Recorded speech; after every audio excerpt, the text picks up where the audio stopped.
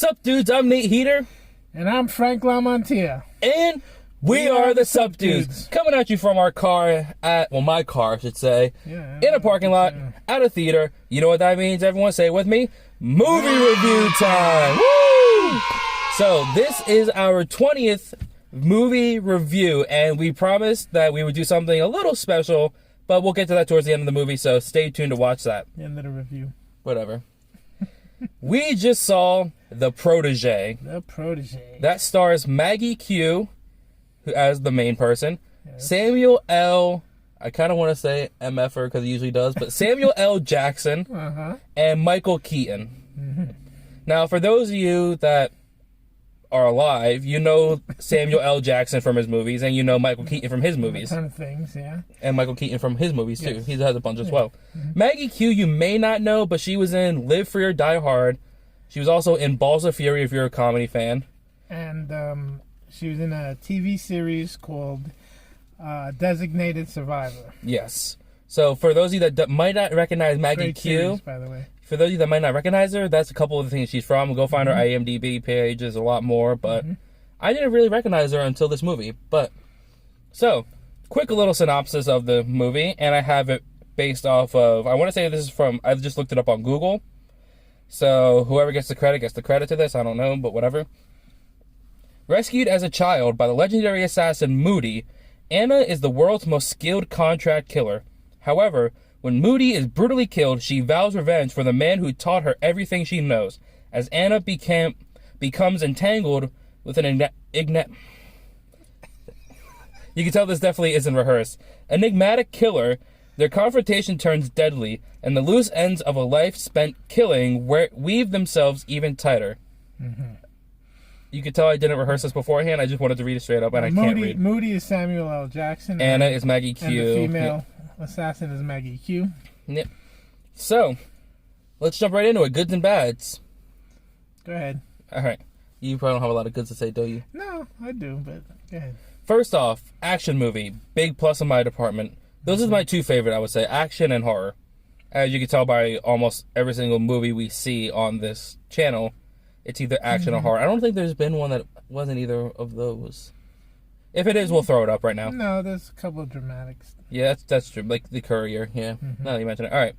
So, I liked it a lot because it's one of those like shoot 'em up kind of a things where there's a lot of action, a lot of blood. I'll tell you that. And with that, a lot of blood comes a lot of cool kills. There were a lot of interesting ways that they fought each other, how they killed each other, how like all the using the surroundings. Some of those were really like I've never seen those before, or if I have, I totally forgot about them. But stuntmen, good job. Whoever does the special effects, good job. And whoever choreographed all this stuff, really good job. Because there was a lot of times where I'm sitting there watching someone die, and I'm like, okay, I like that. That's good. So, I also liked how in this one, and I can't think of another one besides maybe Black Widow for what I'm about to say, the main action star was a woman. You don't really see a lot of that. Well, I guess nowadays you can, but there's like when you think action stars, you think of like James Bond and how many people played him. All like 50 of them. It's got to be up around there. No, it's not. Whatever. Ahead. But what I really liked is that they didn't really over-sexualize her. They didn't have her in like a lot of like revealing outfits, a lot of like outfits that are like, what was that? A little bug in here. A little revealing here and there. Yeah, but it wasn't overly sexualized. They didn't overly sexualize her. They didn't use her for like a sex appeal mostly throughout the movie, and I really liked that. So, I also want to say Michael Keaton's character, absolutely loved him. Interesting character, yes. He was really he was funny when he needed to be, like to break the tension. Although he was still a badass that he was in the movie. If you watch this, cinematography and cameras really good. Fighting, you know what I say about fight scenes. They make or break a lot of movies. And I already said about how all the kills and everything on them. They're really well done. I'll say there's not a lot like those whole Taken movies where like 50 camera cuts leads to one punch. And they actually had a lot of good takes for this stuff. You, huh? It does. Okay, good. Like I said, I like the long one-take fight scenes. They're like the best ones to do. Camera work's nice. The scenery for a lot of them, really nice. And I don't know if they shot this. It takes place in, Well, in the movie, what I'd say, Part of the, no. it's like Part of it Vietnam. takes place in Vietnam. I don't know if they were actually in Vietnam, but I guess we could figure that out later. Yeah, we'll put it in eventually. We'll put in where it is, like where it was shot on location, if it was. But really nice scenery a lot of the times. So those are a lot of my goods. If I think of any more, I don't want to keep ranting though. I'll throw them in quickly. But Frank, you're up. All right. Well, the action scenes were really good. The fight scenes were good. Stunts were excellent. The blood level was nice. The viciousness of the kills was good. I mean, this is what I like in action and horror too. Not a lot of like cliche stuff with killing wise either. No, that was really nice. Some refreshing deaths. I don't know if that's whatever. Hey, well, it's an action film. This is what we want, right? Yeah, that's true. And then you got your typical assassin stuff, but it was done really well, kind of on the offbeat. It was really good. But should I just blend in now? I mean, is that all your goods? Well, what else is there? I mean, it's an action film. It's fights and go for it, stunts and blood and guts and all right. There's a couple of plot holes that bothered me, where the story didn't make sense. Like all of a sudden they just threw something at you, and then later on it kind of backfills. And I don't mean with a flashback, although they have a couple of those, but the holes I'm talking about, you kind of know what's happening afterwards. They could have handled that better. It just because it left me questioning very early in the movie, like what the heck's going on.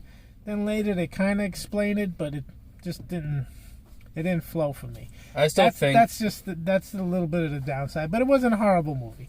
It was just a little disappointing the way they handle some of the stuff. That's all. I still think a lot of those plot holes that we discussed in the theater leave it open for more sequels, which I could see them making 2, maybe 3. Protegé 3, I can see at the least. Maybe a sequel, maybe a prequel, but I have a feeling this is going to fill a lot of those plot holes. They could have handled it better.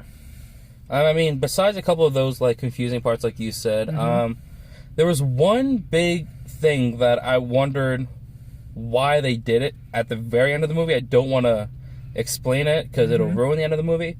But there was one thing that I was watching and I was thinking to myself, why did they do it this way? Why didn't the character just do this instead?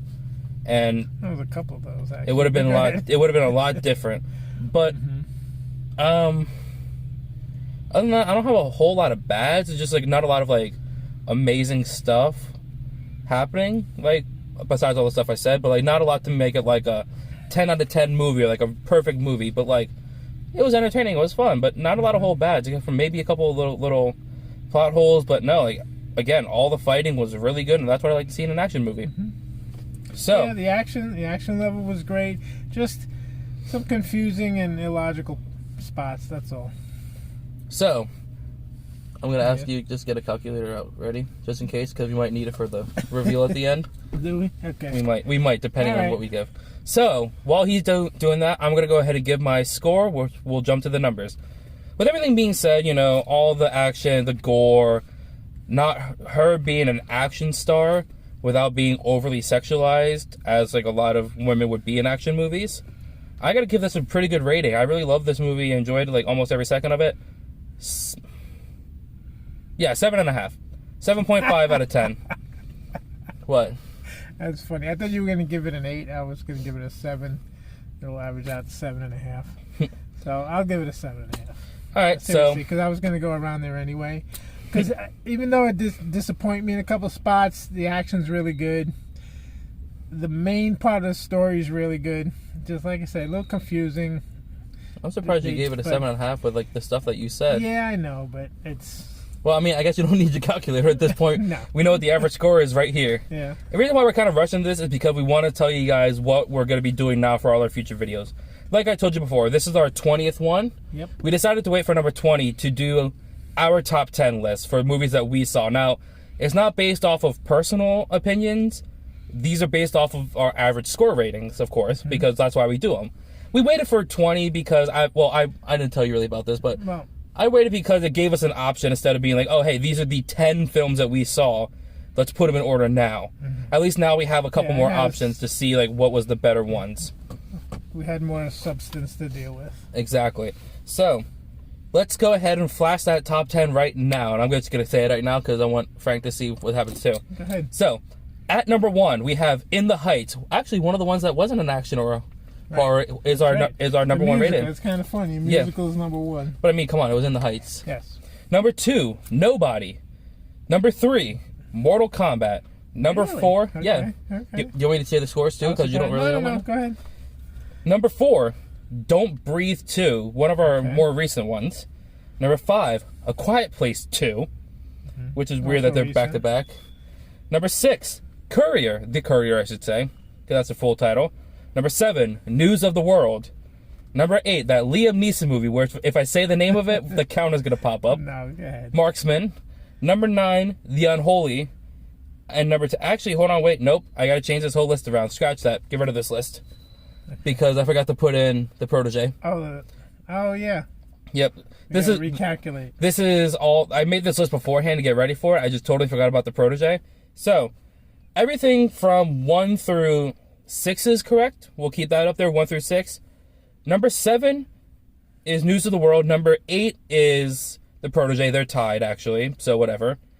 Tied for 7. So now we have number 9, which is Marksman. And tied for 10 is Unholy and the Conjuring. So technically, the list is basically the same, but with a couple ties in there. You'll see the scores. I'll put the scores right next to each of the movies. So there's a couple ties in there, but I just went 1 through 10 straight down. I'm happy with that list. It's a really good list. I will say that. So what we're going to plan on doing is, as we review these movies, we're going to flash this top 10 list at the end of all of our movies. And we're just going to start eliminating movies from it. And I think at this point, we may need to start going more than just like 0.5. So if everything's just like a 0.5, we kind of get the same score all the time. And we're just going to have a bunch of ones that are like 10, 9, 8, 8.5, like 8.5, 8.5, 8.5. It's going to get repetitive, you know? Well, hey, it is what it is. Yep. So that's our top 10 list. So that's going to be a new thing that we're going to be doing now. Let's hope we can remember to do that. And let's get rid of that list. Do we recommend this movie? I do. Oh, definitely. Because I agreed with his score. Yep. Yeah. 7.5. I mean, you kind of know like what our average scores kind of tend to be, like whether or not we see it or not. This is one of the ones that I would recommend on a big screen. But I mean, if you have a TV at home and you miss it, just watch it on TV as soon as you possibly can. If you have a TV, you mean you have to have a big TV? Well, yeah. But no, I mean, this is definitely screen worthy. Yeah. with all the kills in it, definitely screen worthy. And you know, the action is it's worth paying for. Definitely. Well, with that being said, I'm Nate Heater. And I'm Frank Lamantia. And we are the Sup Dudes. So long. Frank's got to answer his phone now. I just heard it vibrate. Take care. I really have to rehearse this next time. Yes, So that top 10 list was right. bad. I just messed that up. We may have to... This lets people know that we're real.